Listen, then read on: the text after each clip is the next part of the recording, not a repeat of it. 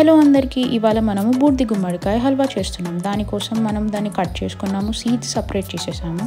ఇప్పుడు దాన్ని మంచిగా గ్రేట్ చేసుకుంటున్నాము.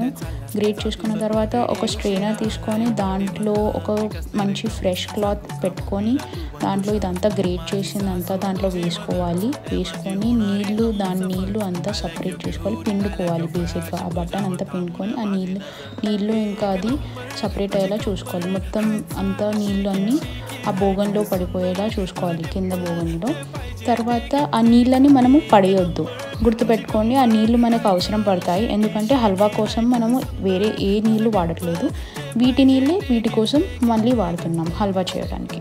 అయితే అందుకే మనం మంచిగా స్క్వీజ్ చేసుకొని ఆ నీళ్ళని ఇప్పుడు బాయిల్ చేసుకోవాలి. దానికి ముందు ఇది మనము ఏదైతే గ్రేట్ చేసామో ఆ బూడిద గుమ్మడికాయని ఒక ప్లేట్లో వేసి పెట్టుకోండి. ఇప్పుడు ఆ నీళ్ళని బాయిల్ చేసుకోండి. లో ఫ్లేమ్లో అయినా మీడియం ఫ్లేమ్లో అయినా పెట్టుకొని. నా బూడిద గుమ్మడికాయ సైజ్కి నాకు 5 కప్పుల చక్కెర పట్టింది. మీ బూడిద గుమ్మడికాయ ఏ సైజు ఉంటే దాని తగినంత చక్కెర వేసుకోండి. అయితే ఇప్పుడు అది బాయిల్ అయిన తర్వాత మనం చక్కెర వేసి దీంట్లో ఇప్పుడు మరగబెడుతున్నాం మళ్ళీ.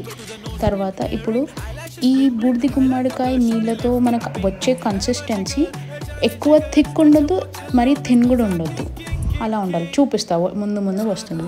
ఇప్పుడు ఒక ప్యాన్లో మనం 1 కప్పు నెయ్యి వేసుకోవాలి. ఇప్పుడు హల్వా ప్రిపరేషన్ కోసం మనం ఏదైతే బూడిద గుమ్మడికాయని గీచి పెట్టుకున్నామో ఆ బూడిద గుమ్మడికాయ దీంట్లో యాడ్ చేయాలి. దీంట్లో యాడ్ చేసి అది కూడా సాట్ చేసుకుంటూ ఉండాలి మీడియం ఫ్లేమ్లో.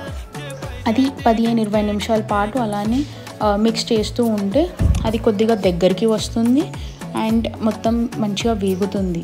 అందుకోసం మనము నెయ్యిలో కలుపుతూ ఉంటే అది మంచిగా కుక్ అవుతుంది. మీకు ముందు చూపిస్తూ ఉంటాం అది ఇలా కలర్ చేంజ్ అవుతుంది, ఏమవుతుంది అనేది. ఇప్పుడు మనము ఏదైతే మరగబెట్టుకున్నామో ఇది నీళ్ళు కన్సిస్టెన్సీ ఇప్పుడు చూస్తున్నారు కదా, అది ఎక్కువ గట్టిగా లేదు, ఎక్కువ మరీ పల్చగా కూడా లేదు. దాంట్లో మనము కొద్దిగా కేసర్ వేసుకుంటున్నాం, సాఫ్రన్. అది కొంచెంసేపు మరగబెట్టాం. అయితే ఇక్కడ చూడండి అది మొత్తం దగ్గరికి వచ్చేసింది, నెయ్యి అంతా పీల్చుకుంది, కలర్ కూడా మారింది. అయితే ఇప్పుడు మనం ఏదైతే లిక్విడ్ తయారు చేసి పెట్టుకున్నామో చక్కెర వేసి దానికి హల్వా కోసం దాన్ని దీంట్లో యాడ్ చేయాలి. మీరు చూస్తున్నారు కదా ఎంత ట్రాన్స్పరెంట్ కూడా అయిపోయింది ఆ బూడిద గుమ్మడికాయ ఏదైతే గీచామో. మనకు కావాల్సింది ఇదే.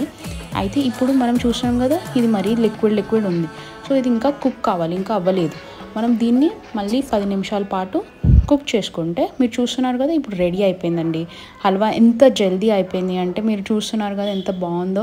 ఇది ఎవరికైతే చాలా వేడి అవుతుందో బాడీలో వాళ్ళ కోసం చాలా ఇంపార్టెంట్ ఐటమ్. ఇది చాలా వేడి తక్కువ చేస్తుంది. మనం దీంట్లో ఇలాచీ పౌడర్ వేసుకున్నాము, తర్వాత కొంచెం రోస్టెడ్ డ్రై ఫ్రూట్స్, అది ఆప్షనల్, మీ ఇష్టం. కానీ తింటూ ఉంటే చాలా బాగుంటుంది, టేస్టీగా ఉంటుంది. మీరు తప్పకుండా ట్రై చేయాలి. Thank you for watching.